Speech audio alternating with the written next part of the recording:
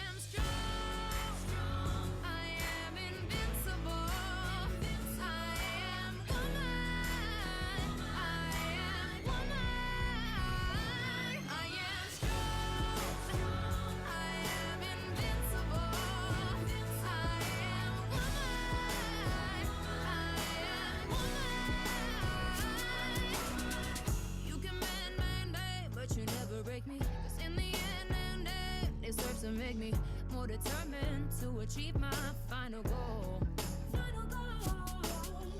And I come right back even stronger, not a little girl any longer, 'cause you deepen the conviction in my soul. Oh yes, I'm wise, but it's wisdom born of pain. Yes, I pay the price. I like your commentary, Andy, about choosing this song. It's a great day for all the women in our lives. Great day. Celebrate International Women's Day, and it is international. I lived in Ukraine for 2 years, and they call it 8 Marta, but it is International Women's Day, even in countries that you might not have thought about. Well, I didn't know that you lived there previously, and when we mentioned this was International Women's Day, and when we chose this date, and you mentioned Ukraine, I intended to ask you if you had spent time there. Yep, I did. Served a church service mission, lived there for 2 years. It was great. It was before the trouble that they're in now, but still have good friends. But yes, they did. 8 Marta was like the biggest, probably one of the biggest holidays after Christmas that Ukraine celebrates. They did a big event. They gave all of the women flowers, and they sat them up in front of everybody and told nice things about each one of them. It was awesome. Well, that's beautiful, and I have certainly over the last year plus been following the empowered women that they have working hard in that country. So I'm happy to be learning from you too. But while we're waiting for everybody to join us, we're going to give it a couple of minutes. We're right on the hour right now, and I think we'll allow maybe 2 more minutes for folks to show up. But in the meantime, we thought because it is International Women's Day, we would have some fun music playing in the background to continue the conversation that Andy started about celebrating women all over the world. Also, as you're joining us, I will be moderating our session today, and we encourage everybody to participate. This is going to be the first of a series of 4 sessions we put on, and we want to make sure that we are bringing valuable content to you. So feel free throughout the session to share comments, questions, feedback in the chat box, and we will make sure that those get to our hosts.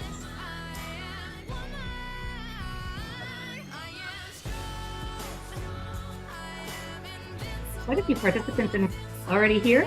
Considering the number that we had registered, I'm really happy to see how many have done it so far.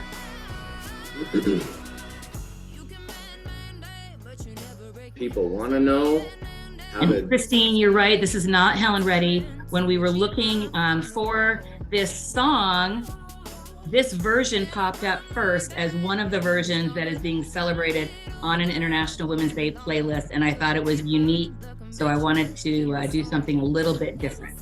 But yes, you are right, Christine. That's what she was meaning in the chat. I was like, wait, are you Helen then? Sorry. My bad. Okay, so where I'd say we should we should get ready to begin for the sake of everyone that has joined us on time today. Okay, one more question comes in. I like it, whoever wrote that anonymously. Thank you. Sometimes people show up for these events and there's just a little awkward silence, so we wanted to get the vibe going. Okay, well, Olga, why don't we pause the music, please, and begin with some introductions.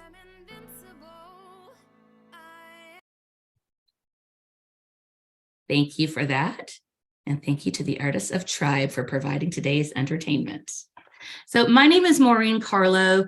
One of the great honors I have in working at Arcules and supporting our elite partners is getting to partner with Stone Security. So we have put together a series of web events throughout the year. We're going to have one event each quarter this year where we bring in thought leaders from both of our organizations to talk to you and engage with this audience about what we're doing together, about solutions that we're providing, about challenges we're trying to solve, about how we're using technology along the way. So today, leading the quarterly series, we have Andy and Michael. We can call this the Schreier and Sherwood Fireside Chat. We've been having fun putting this session together. So before we get going, let me just share a little bit about both of our companies and about our speakers before they get going. Okay, Arcules, we are an organization that helps companies simplify and strengthen security by eliminating the need to buy and manage complex technology. That's why we're here to talk to you about VSaaS.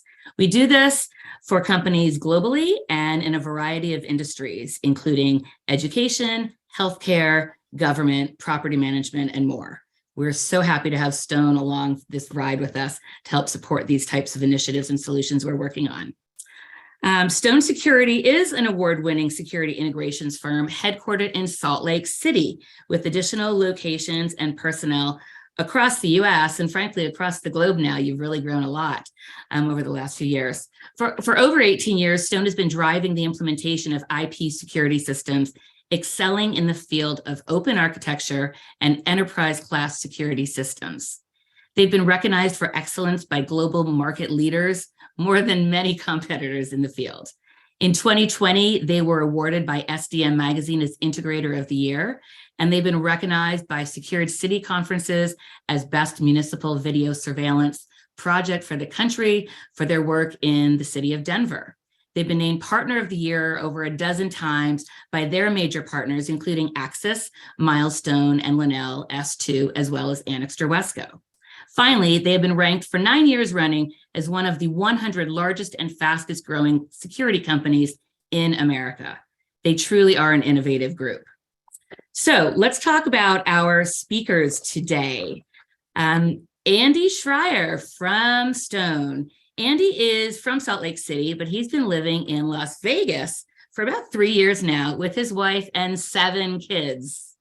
Andy and his family, I love this. Andy and his family loves to sit, stand, or kneel on any recreational apparatus meant to propel a human along snow or water. You would love living where I live, Andy. Andy has worked for Stone Security for 10 years and currently serves as Chief Sales and Marketing Officer. He has a master's degree in business administration and was nominated by his peers to join the prestigious Leaders of Security Systems News 40 Under 40 group in 2021. I was at that event, Andy, but you and I didn't know each other yet. He's busy with his current Stone Security project, leading the launch of a brand new global technology center in Las Vegas, which is opening with a ribbon cutting ceremony the day before ISC West begins in a couple of days. Everybody on the call is invited to attend. That will take place at 2 p.m. on Tuesday, the 27th, PDT, I think it will be at that time. Yep. And now Michael Sherwood, we affectionately refer to as Sherwood in our organization. He is a laser-focused industry professional who has a unique ability to logically apply technology towards solving complex business challenges. He previously led a consulting business where he guided technology partners and business leaders in building infrastructure to support a wide range of security and business use cases. Prior Sherwood held the role of Director of Technical Operations for Americas at Milestone Systems. Overall, he spent more than 11 years at Milestone and progressively advanced his career with the organization over time. That is now our sister company. Now at Arcules, Mike enjoys his vast skill for leveling up operations with problem solving to serve as our corporate growth hacker and leader of our customer experience team. We're here to talk about VSaaS, but I often refer to Sherwood as his own SaaS, Sherwood as a service, because he is such a unicorn. So today, they're going to give you a really great discussion. I'm going to let them just get right into it. As I mentioned at the beginning, I'm going to be moderating the chat and the Q&A that's coming in. So if there is something relevant to the conversation that our audience wants to talk about a little further, add something into the chat and I can bring it up if it fits in. Otherwise, I can try to add as many of your questions at the end of this session to the conversation. And we are going to be having a raffle for people that are attending this session today. We'll talk with you a little bit more about how that raffle is going to work out after the discussion. So in the meantime, I'm going to mute myself, and Schreier and Sherwood, you take it away, gentlemen. Hey, that sounds good. Thank you, Maureen. It's very nice to be here with all of you, and thanks for taking the time to join with us. And hopefully we can cover some material that would be helpful. Like Maureen said, make sure you use the chat feature, ask questions, because we will try to get to the questions. Let's start with, what's really important is what even VSaaS stands for. I think is kind of important. It's an acronym you've probably seen a few times now, but it's Video Surveillance as a Service. And we're going to go over some keys for success today, and we're going to go over maybe some things to look out for. We're going to try to treat this webinar like a bit of an interview. I've known Mike for a long time, and he's definitely a technology hero for me. He's been involved in some big projects that we've worked on, and his expertise has been paramount to us being successful on projects that we've worked on at Stone, both in his capacities as a Milestone engineer and leader of his engineering staff, as well as a consultant. And Mike's a smart guy. He knows what he's doing, and this is going to be fun. So that being said, the first thing I think we'd like to talk about with Mike is setting goals for these projects. With regard to VSaaS, we need to think differently, and we need to do things differently. So Mike, we work with customers in almost every vertical market, and we see diverse use cases for recorded and live video. School districts, for example, don't think the same as a manufacturing company, and police departments don't really care about counting people in their stores. So the first question I'd have for you is, how would the design process need to be adjusted relative to different customer priorities and goals for Arcules cloud solution or VSaaS, as opposed to the typical on-prem server? Sure. So first of all, thanks for having me, Andy. I really appreciate it. We're doing this a little bit different than what you've probably seen in webinars before. So we appreciate the participants, jumping in and asking questions so that we can answer those. I don't want to be too obtuse in my answer here, but I'm going to try and simplify it as much as I can. I really think that, this is actually common across the board, regardless if you're talking about VSaaS or on-prem, but I'll talk a little bit about how I think it differs with VSaaS. But really, it is about setting clear objectives and goals and making sure that you have line of sight to what success actually means. And when I say that, it's not just about a deployment target or a deployment goal, right? I want to have my system set up by X date, or I want to have it deployed, 50% by a certain date, or a number of people trained. Those are all super important and important for us when we get into the deployment phase. But up front, we need to understand what you're trying to accomplish. And it really comes down to looking at it, I think, in a little bit of a different way. So I think historically what's happened in the on-prem video management system world is that we're inundated with a ton of features. So there's a lot that these products do. They can be pretty complex. and they come at us from all different directions. We can get 5 different demos and we see hundreds of different things that these systems can do, and it can be a little bit overwhelming.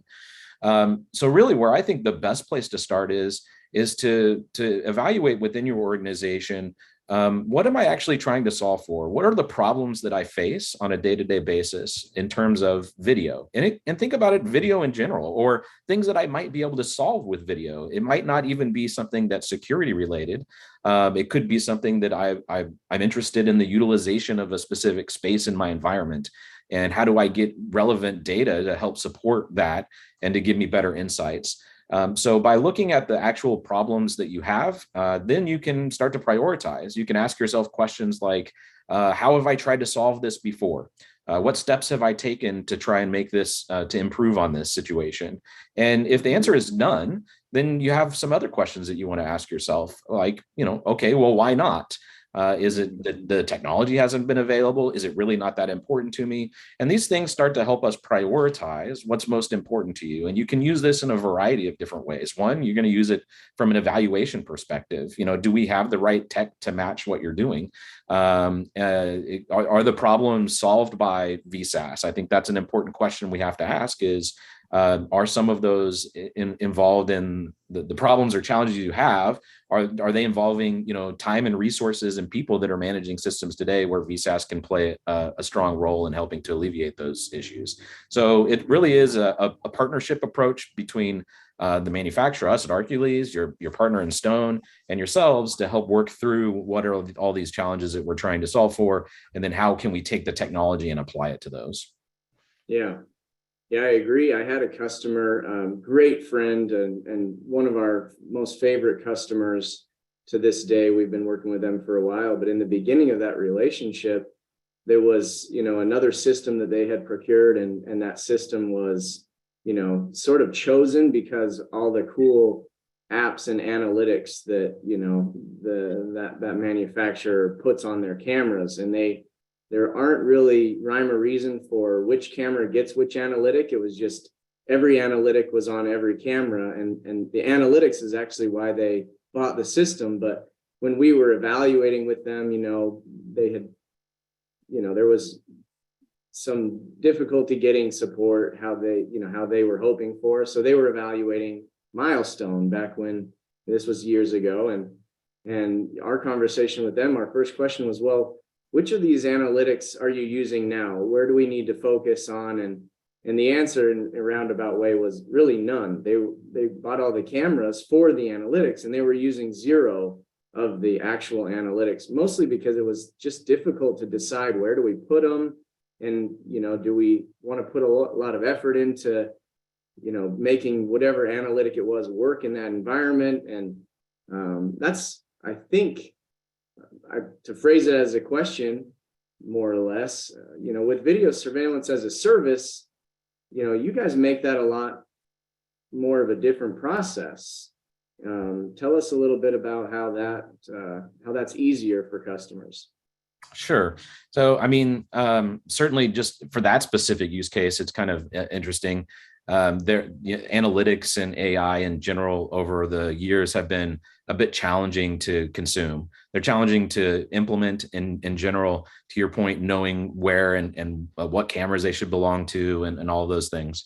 The aim in part of our system and video surveillance as a service is to bring tools to our customers that are easy to use. So we're trying to break some of the old habits of an on-prem system of being maybe feature rich, but very complex and difficult to use, and changing that dynamic. So we still want to solve complex problems, but we want to do so in a very elegant and streamlined way. So for example, in our application to turn on an analytic, it's just a checkbox, right? Or you turn it on, you tick it over, and it's pretty much done. There's very minimal amounts of configuration that are required in order to support that. And you'll see that throughout the experience in the application is that all of the things that you're trying to do are meant to be more streamlined so that you don't have to stitch together 15 different features in order to solve one problem. It's really coming at it from the space of how do we solve that through just a few clicks, as opposed to this massive deployment that we need to put in place to support it.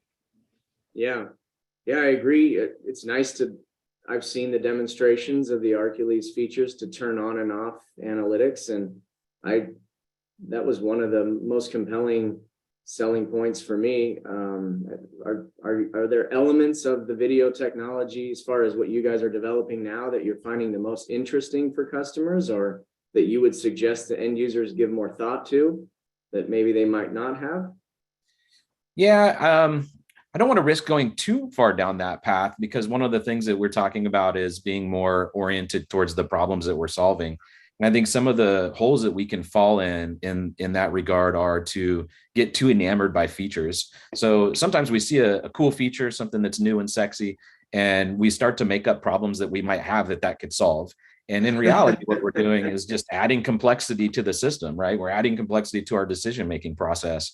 We're clouding the success criteria for our implementation. So I would hesitate to go too far down that path, but I do think that there are some things worth pointing out.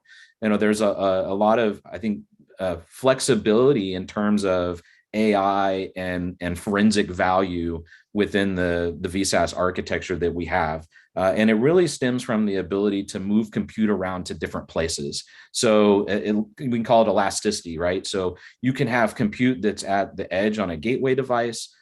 Here before too long, you'll have compute that's available on a camera. So camera to cloud, I think, is a very emerging thing that it's been around a little while, but it's been done in more of a proprietary way, and for a good reason, because it's not easy to do. So if you can control that ecosystem, you can probably come to market with a product faster. But if you want something that's more flexible for the user, where they can flex in, say, a gateway model or a camera to cloud, use them both at the same time, still support legacy infrastructure in the environment. I think that those are some of the things that are unique in terms of what we're doing here at Arcules. So the idea, though, I think, in one of those new items is being able to go camera to cloud, have some compute there at the edge, so that we're able to process some AI and analytics there, as opposed to having to send it all to the cloud or to put a GPU in a gateway. So there's a lot of flexibility we start to get in those. And if there's not enough capacity there, okay, no problem. We can ship it out to the cloud, and we can do some inference in the cloud, run additional AI or analytics there. So it gives us a lot of flexibility in how we move things around. So it's kind of one of the main hallmarks, I think, that you get from anything that's kind of software as a service. I want to focus on a term that you use that everyone's going to start hearing more of in the future, and that's cam to cloud. Let's discuss cam to cloud as a theory first. If you don't mind, give us an idea for the layman. What does cam to cloud mean? How is that going to be relevant? And, get us excited about that, Mike. Yeah, sure thing. So today, let's say that you have a variety of different cameras in your environment. Maybe you've got some Axis or Hanwha or whatnot. Those cameras can be sent to the cloud, but we have to have an appliance in the middle. So we have to have what we would call a gateway. That gateway essentially is providing an aggregation point for all of the cameras to come in so that we can ship the data to the cloud. Maybe we're storing some of it local. That gives us a lot of flexibility. But you still have to have an appliance. And we have a lot of customers that say, hey, this is as a service. I don't want any appliance in my environment. I don't want to have anything at all that's there, even though we manage it. So it takes the burden off of the end user to have to do that. We still don't want it. And I think that's for a lot of good reasons. One, it can be another entry point into the network. So there's a cybersecurity risk, the more appliances that you have. But it's also just another piece of equipment that you have to keep up and running and replace over time. So instead, why don't we move that load all the way to the camera? So instead of having the gateway, we take that out of the mix. Now we can send video direct from the camera straight up to the cloud. We can even leverage the storage that's on board the camera so that we don't have to send video all the time. Maybe it's just event video that we send, or none at all. Maybe it's backed up. There's a lot of different options and flexibility that we can be provided by that. And then if you look at a lot of the new tech that's coming in on our cameras, so we're partnering with Axis on this, one of our sister companies, and they've got their deep learning processing unit and their new ArtPec 8 chipsets. And those allow us to do more analytics on the camera, more AI that's on the camera itself, and having a deeper integration into that, where we can leverage the data that we can collect from there, and then leverage the cloud as well to do a lot of the inference so that we can understand what that data means. Just gives us a ton of flexibility and more tools that our end users can use to help optimize their business. Cool. Yeah, I want want the cam to cloud thing more than anybody. I do think that that's where our industry needs to be headed. So it's exciting to hear you talk about it. It's exciting to see Arcules continue to prepare and work with Axis. I feel like one thing we ought to mention is with regard to VSaaS type solutions, there are a few out there, but none are as open. And I believe the open platform and using, technology coming from Axis, I mean, they're a big industry leader, and they have a lot of great technology with their new chipsets and their deep learning processors that you mentioned. It's important to leverage that technology. So it's great that you guys are working with them on that. Yep. Exactly. And I'll point out one other thing I think that's interesting, Andy, which is that, to your point, open platform, and what does that mean? And I probably didn't do a very good job of explaining that, but the best way to look at it is, hey, we're as a service, right? So we have to earn our customers' business on a daily basis, because you can shift at any time. I mean, that's kind of the beauty of it. From a manufacturer perspective, that's the scary part of it. But it also means that we have to be on our toes all the time and make sure that we're doing everything right for our customers. And this open platform play does the same thing, because you're not locked in. So if you buy an Axis camera and you use it with Arcules today, and at some point down the road, you decide an on-prem system might be better for you, that could be true. And we don't want to prevent people from being able to do that. You haven't wasted an investment in your cameras, and you can still move over to that other platform, no problem. So it gives our customers a lot of flexibility in being able to continue to realize the investments they made in their technology. Whereas a lot of the other platforms out there are more proprietary in nature. You can't reuse the cameras. You're kind of locked into it for a certain period of time, regardless if you like it or not. Right. I have heard that they make the cameras a little more proprietary. They work with that software platform, and I know I've seen, it's hard to trust everything that comes out of IPVM. I love them and I hate them at the same time, but they've put some videos out about these other VSaaS solutions as well. So I can take a look at those. But what about, let's talk about for a minute, when organizations are preparing or, curious or researching VSaaS type solutions, let's talk a little bit about all the stakeholders that could potentially be involved. It's we're seeing the morph in the video surveillance arena from just being managed and only a tool for the security department or the risk management department. I feel like in my experience, customers typically assign the management of their video systems to those groups, but there are other stakeholders that it would benefit everybody if they were considered as well. And how does VSaaS kind of make that more of an important conversation, Mike? Yeah, well, I think one of the things that VSaaS does is that it opens up the system to be more accessible. So it's accessible to a wider variety of people. It's just a login on a website, right? So no longer do we have to deploy thick clients and all of these things that have to be managed and maintained. And and it can be accessed from anywhere. And when we open up that availability to be able to have insight into the system, more people tend to want to use it. And then they find interesting use cases for it that they may not have thought about before. But right off the top, when it comes to VSaaS especially, I think that there has to usually be some involvement from finance or accounting. There needs to be some element there where they have some involvement in the procurement side of it. And the reason that is because anything that's as a service can be accounted for in different ways within the business. It might be an operational expense as opposed to a capital expense. There's a lot of different ways that it can be sliced. And so it brings a little bit more complexity to that side of it, or I would call it flexibility. Usually with flexibility comes a little bit of complexity. So good to have those folks involved. We want to make sure the IT team is involved at a very deep level because we're using bandwidth and it's a little bit different than an on-prem system where we might already have switch infrastructure in the place and we're not worried about bandwidth as much. We have to take other things into consideration here and make sure that the right things are in place and we've got everything kind of squared away on that front. So giving IT a seat at the table early on is very important in these discussions. There's an operational element to this too. So anybody on an operations team who's interested in awareness of their surroundings, right? Just how can we better optimize our space? Maybe there's processes that need to be optimized. It could be in a manufacturing environment, and I want to better analyze the way people move around in the space and utilize it so that I can optimize how it's laid out.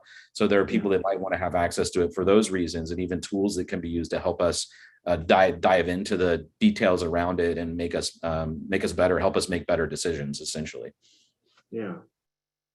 I have also heard you guys talk about bringing in departments like even a marketing department or, research teams that are figuring out at a manufacturing location how forklift paths are handled. I know there are some technologies now that you're working on that we might even show a little bit of a demo after this conversation, but heat mapping tools and some other tools that those groups might even be happy to be involved in. Yep, exactly. We look at video as just a sensor. So we see the future of it being wide ranging. And it really is the best sensor available to know what's happening in an environment, because it gives you eyes where you don't have eyes all the time. And so the question is, and the kind of idea that we talk about a lot internally here and with some of our customers is, imagine a system where you don't even look at video. Imagine a system where it presents you with data and interesting information and insight without even having to open up a single video stream. So, those are the kind of the visions and the places that we want to get to, systems that can help provide you with that insight that maybe even guide you towards making a decision in an intelligent way. So I think that's kind of the future in a lot of AI, a lot of tech in general, and how can we leverage video in the same way and be more impactful across the organization as opposed to just as a security function. Yeah, I agree. Well, summarizing, so we're essentially looking at the technology as a sensor. That's a little bit different than the typical thought process. We certainly can involve a few more stakeholders and try to get their involvement. Let's talk about technology resources. What are some things to consider for customers that are maybe exploring this that they ought to keep their eye open for, and what are some technology hurdles maybe to look out for?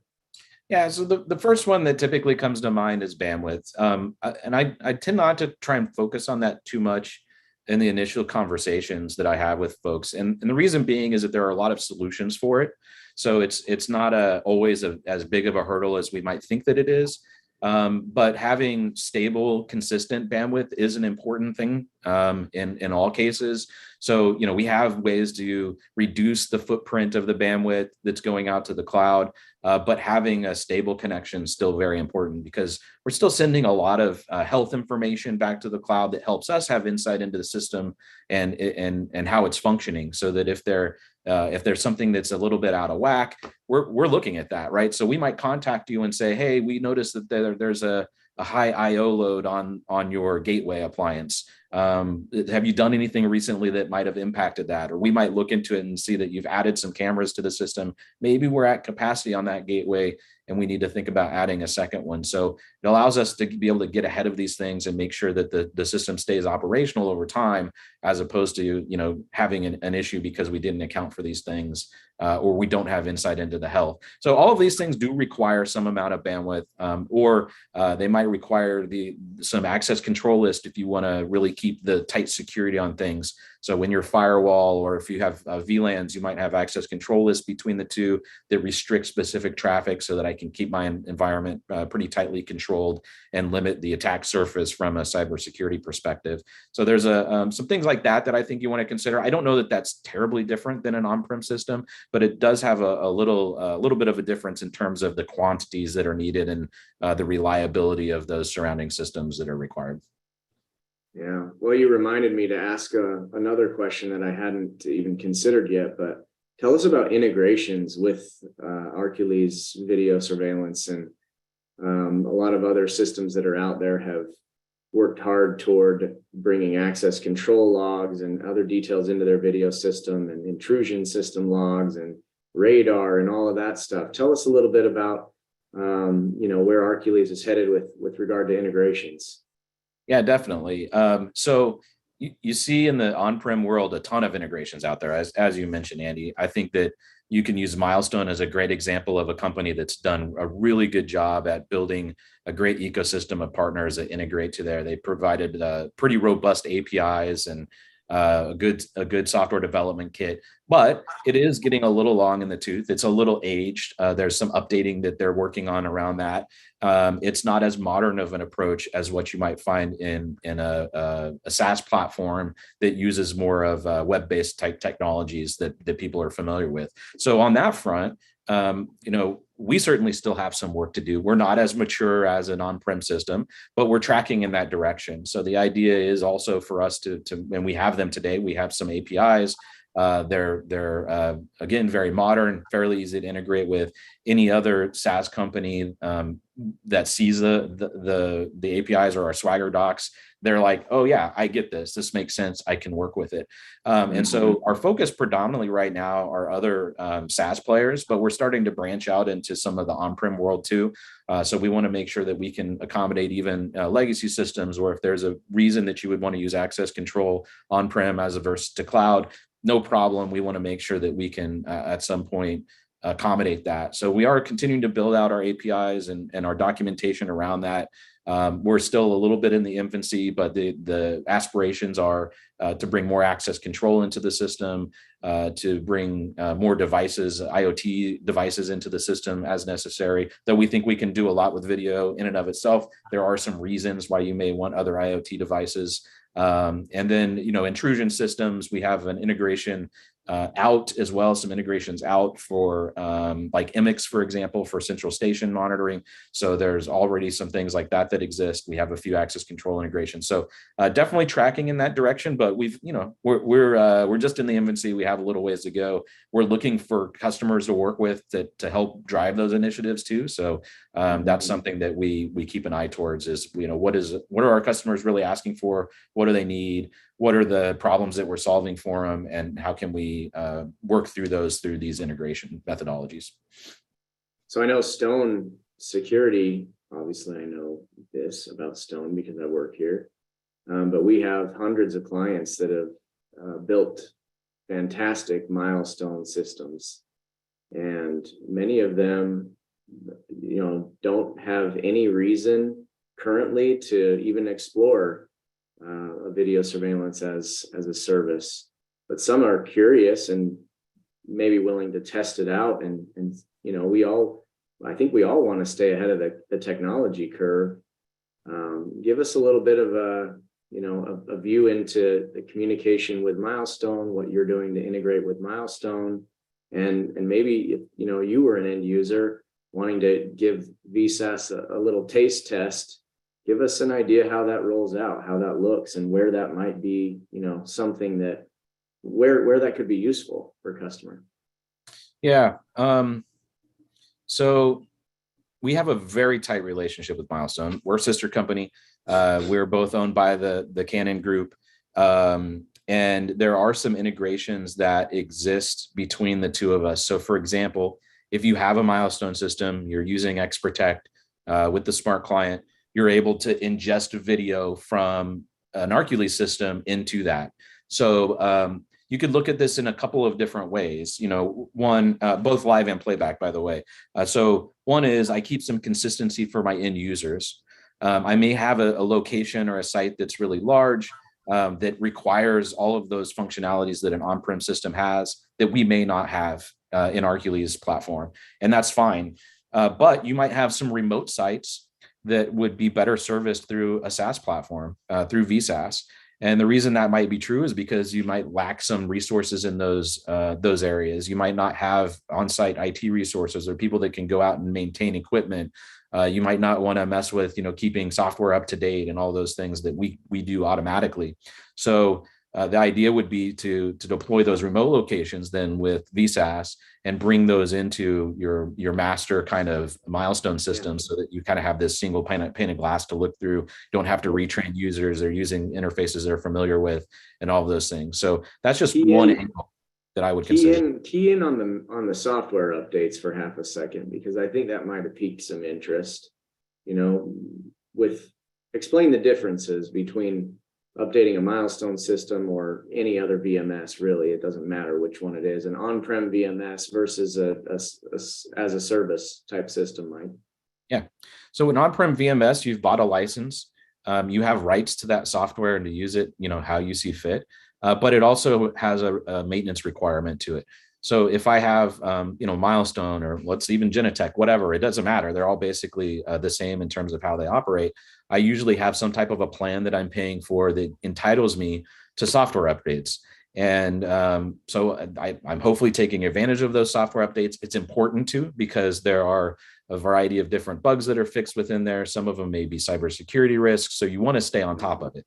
But it requires an effort. So, in some cases, if you have a very large distributed installation, let's say you've got 100 servers in the environment, every single one of those servers has to be touched in order to upgrade that device to the latest version of software.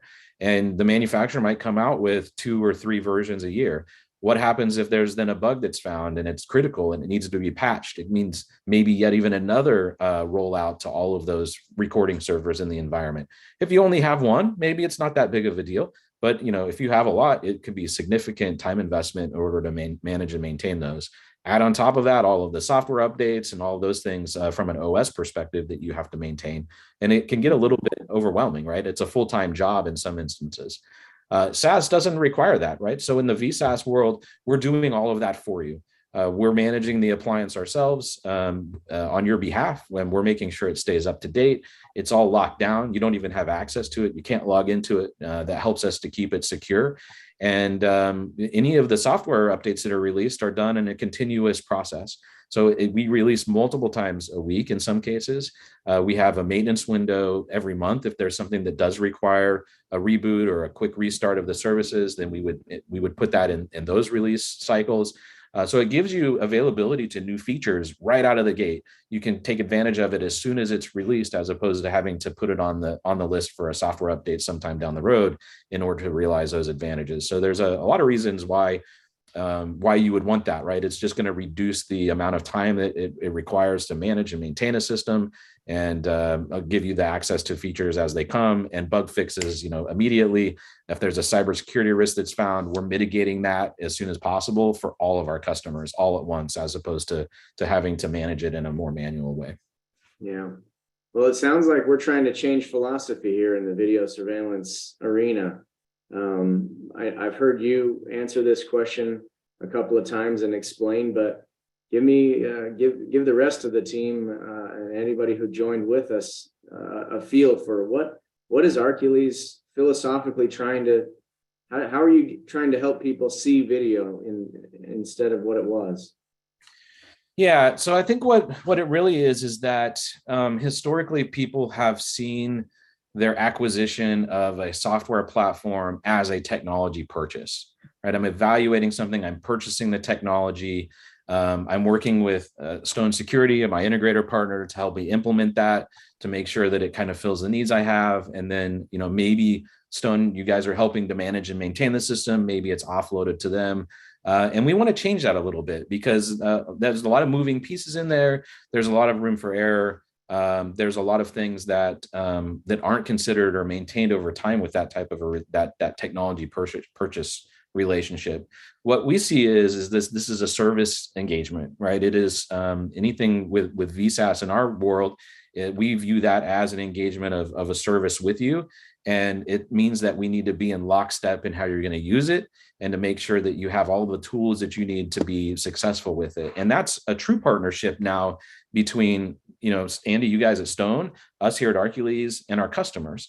And that's actually what's near and dear to my heart, because my team is customer experience. So I want to make sure our customers all have excellent experiences with the service. And that service relationship is something that evolves over time. It's constantly changing. There are new things that are coming into play. We're pivoting in different directions, and we're able to respond to our customers in a little bit more of an agile way to address specific needs when necessary. So it gives us a little bit more flexibility in that regard. And the way that we approach it from a customer experience perspective is to make sure that we're having regular cadence of meetings with each other, this group, and not just customers, but our partners and everybody else that's involved in it, to make sure that we're meeting those objectives that we set out from the beginning. Because so many times these systems go in, and you made the point earlier, Andy, you had a customer that didn't implement things from a prior system that they had put in, and that happens all the time. And so, by taking a different approach in terms of setting our goals, making sure we're looking at it from the problem space and what we're trying to solve, taking that all the way through the process, through deployment, through the service relationship, so that we're all aligned to what those are, and that we're tracking as they change, because goals are never stagnant, and that we're making sure that we address those over time as we go. And that's really what I mean by kind of a service relationship, and approaching it that way, as opposed to just a kind of technology, partnership. Yeah, but it does enhance the relationship at the level of getting the manufacturer involved in caring about a customer's problem, and having the customer know that they can bring something to all of us as a team to try to solve, and bring it to industry veterans, try to figure it out. And we have a software tool that is flexible enough to figure something out, and put these, cameras are getting pretty good. The technology in these cameras is finally catching up to, still my smartphone's better, but anyway, that's for a different day. I'd love to see a demonstration of a little bit of this. I know some other folks that have joined, we'd be remiss not showing a demonstration. So maybe can you give us a little bit of a feel what Arcules looks like, give us a feel for the dashboard, and then one really cool feature that I'd love to see is the forensic search tool. Okay. Yeah, absolutely. Let me just share my screen, and we'll go through a few of these things here. All right. Should be seeing it now. If not, let me know. I can see it. Yes, sir. Perfect. So where we're going to start here is in the dashboard. You kind of mentioned this. This is a little bit different look and feel maybe than what folks are typically used to. I want to start though with highlighting what's kind of driving this. So you see some of these widgets on the dashboard that have graphs on them. They might be doing, for instance, this is doing some people counting. This one's doing people counting in a region. We've got these kind of interesting looking heat maps, and those have some specific use cases around them. But how do we even get this data in here in the first place? And I think that's kind of interesting. So I'm going to come over here to my devices, and I'm just going to highlight something here. So when I click on this particular device and I go to analytics, you notice that I have some that are turned on here. So there's a people in region. I've got a blur detection, rotation detection, vehicles in region. So almost every analytic that we have is turned on this particular camera, with the exception of heat maps. And that's how easy it is. We've just turned this on. And now we can go add that device to our dashboard, and we have some insight into what's happening with it. So in this case, it's a heat map. It shows me where where the highest concentrations of traffic are on these particular cameras. In these instances with people counting, I can see how many people are in the facility, or how many people are or vehicles even are in a specific region. I also have some notifications on here that give me kind of some insight into what's happening if I wanted to set up rules around that. Some information around occupancy. So if I have an area that I need to not go over a certain number of people, it gives me a heads up view around that.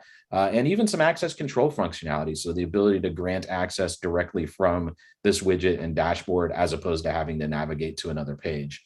And not last but not least is kind of this health summary information. At a glance, I can see how many cameras I have, how many are offline, if I have any gateways that are offline.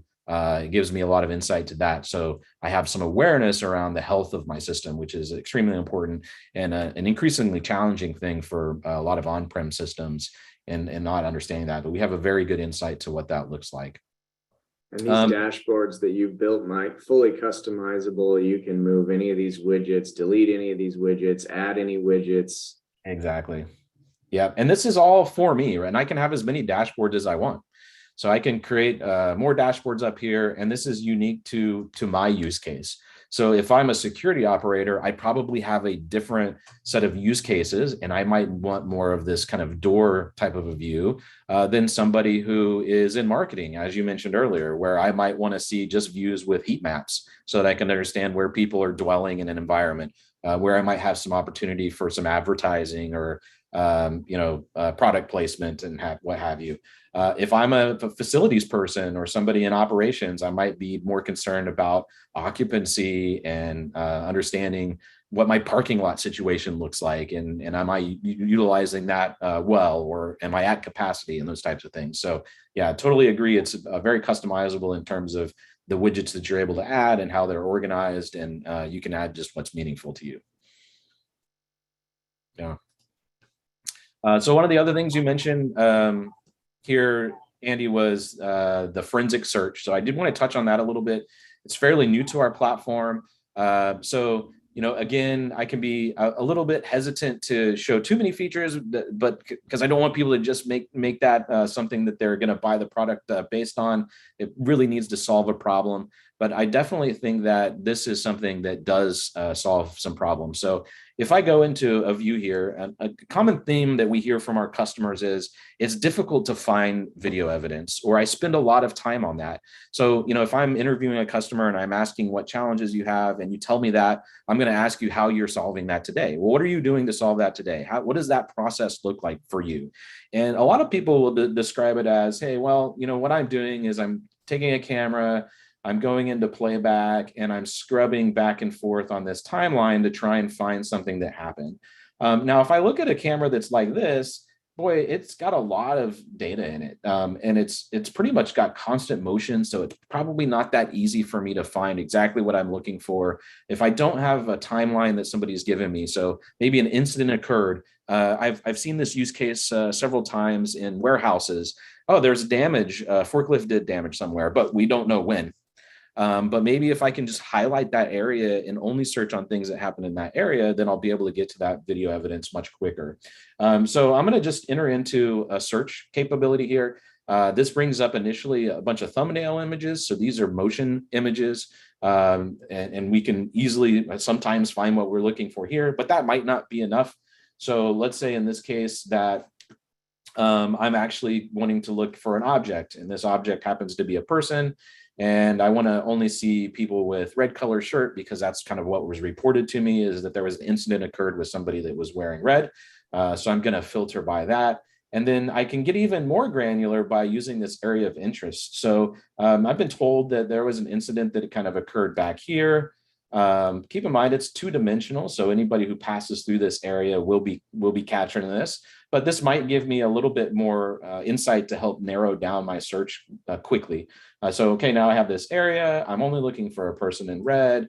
And now I've shown thumbnails with somebody that's wearing a red shirt. This looks like it's kind of in the area here. So if I open this video and play it back, that might be kind of what I'm looking for. It looks like there's some kind of an altercation that's happening.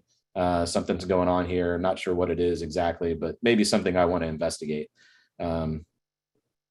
So this kind of gives me the ability. Oh, yeah, there's what I was looking for. So now from here, I can. Oh. That's a good demo. Yeah, from here I can export this video. So now I've found what I'm looking for, and I'm going to export it. I might share it with other people. So it gives me tools here to easily collect that, save that in some type of in my evidence files, give some descriptions around it, and then share it out to other people that might be interested in it, or export it like you would in any other traditional system, and provide this evidence to law enforcement.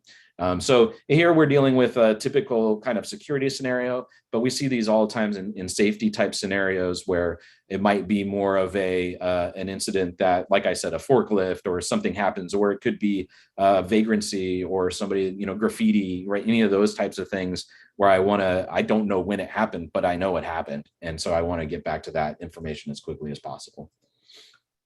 How are we able to use the search feature with, camera related alerts and alarms? And, if a camera has a tool on it that recognizes a temperature over a threshold, or a person in an area dwell times too long, a loitering, for example, some of the access features that I can think of off the top of my head, how are we able to factor those into the search tool? Yeah, so interestingly, with Axis specifically, we're building some capabilities for their virtual I/O. This is going to be coming very soon, and this virtual I/O will allow us to create these triggers that you mentioned. So if I have an analytic on an ACAP on an Axis camera, and I want that to trigger back to us, and I want to see some event, I might ingest that in a little bit different way.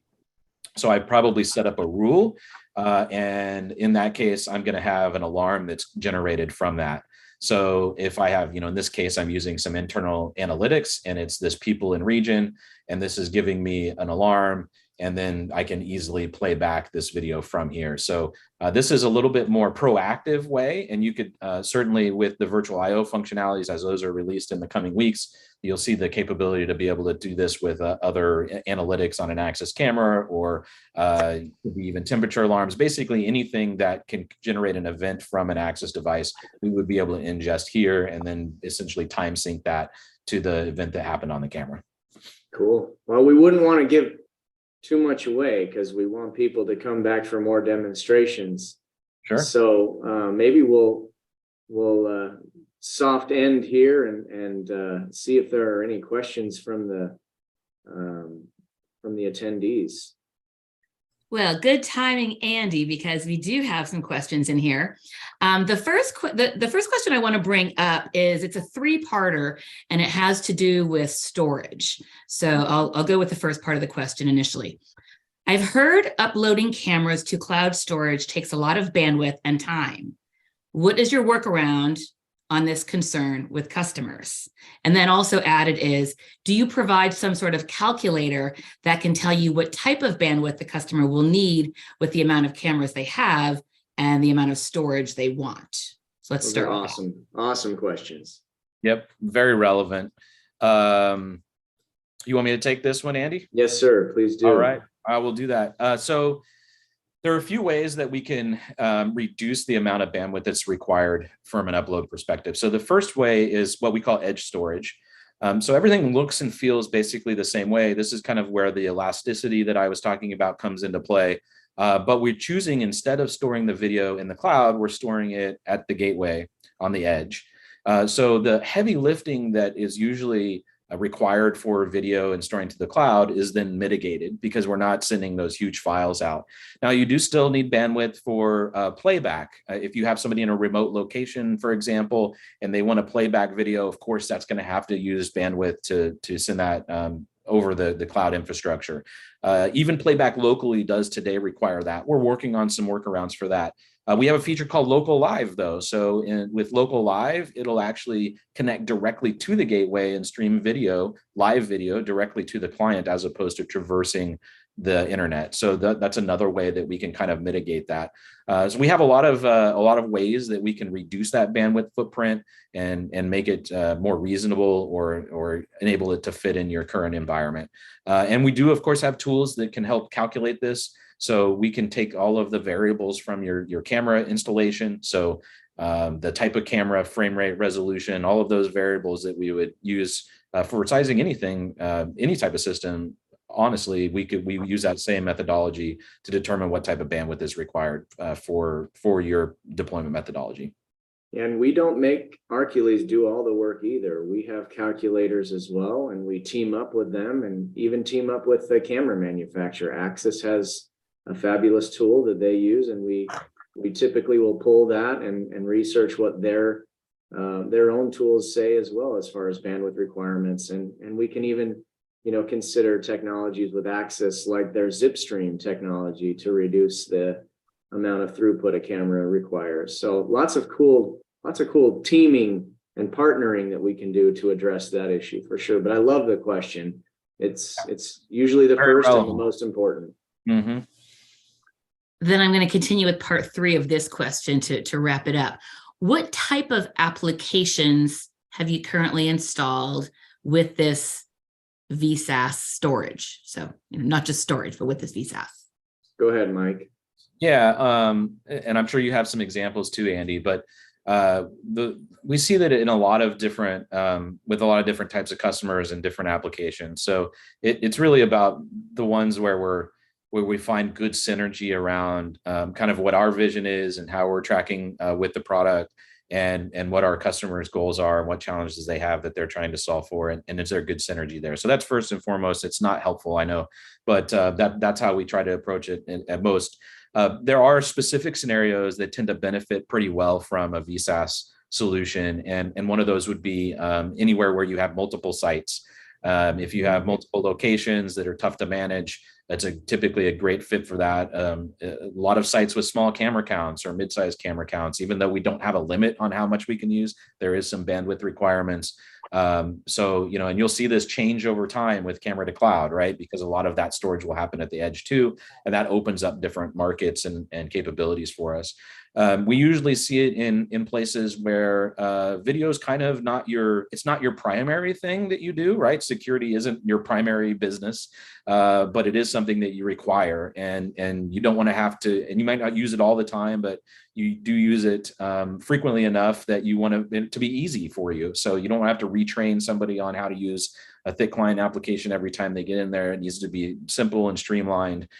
So we see it in those types of environments as well. So it's a very wide variety. I wouldn't say there's anything one specific. Where we don't see it often would be something like a casino, right? Or a large airport, maybe even somewhere where that latency, there's some very specific latency requirements that we might not be able to quite hit with a cloud or VSaaS type model. Yeah, we have some K through 12 clients. We have convenience store type clients where there's just hundreds of sites out there that are, you know, needing to come all back to one main location, and they're smaller sites with, you know, 20 or less cameras. We have manufacturing outfits with multiple sites around the globe that are using Arcules. And off the top of my head, one very interesting thing that we're starting to develop, and we have a fabulous solution for, is mobile trailer outfits. We have a lot of interest from law enforcement for a mobile towable, or even just a quick deploy pole or side of the building where they're needing to get video surveillance in a rapid response type scenario. And the VSaaS model has definitely taken the ability to do mobile up a notch. Andy, might you have a mobile trailer at your grand opening ribbon cutting ceremony? Highly likely, Maureen, highly likely. So considering we are down to the last minute of this session, I want to first of all thank everybody for attending today. I know we went over a lot of information. Some of this is new to many of our attendees, so we do encourage you to visit arcules.com to learn more. Our partners at Stone and our team at Arcules is here to support you with your questions as you're on this journey. So we really do welcome your feedback about what you learned today, and we want to hear what you do want to continue learning as we continue with the planning for our quarterly series. So please do expect that we will have an email going out by tomorrow that will have a recording of this session for you. It will have the winners of our raffle for attendees today, and it's going to ask you for some of that feedback. And then in the meantime, because we are all going to be in Las Vegas in a couple of weeks for ISC West, we want to remind you that in addition to the grand opening of Stone's new GTC, we have a couple of panels that Stone and Arcules will be on for the SIA education sessions at ISC West. We encourage you to join those. One is securing places where people gather, leveraging security technology to enhance community experience. And the other is Beyond Crystal Balls, how technologists predict the future of security technology. Sherwood will be moderating that session. And we're going to have a great new booth showing off the new Arcules solution-focused messaging at the conference. So we thank you for attending. Gentlemen, you were excellent. You're great male allies. Thank you for supporting International Women's Day. And we're happy people enjoyed the music at the beginning of this. So come on back for the next section we have in the next quarter. Thank you so much. Thank you. Thank you, Maureen. Arcules. Thank you, Maureen. Thank you. Thanks, Mike. Ciao.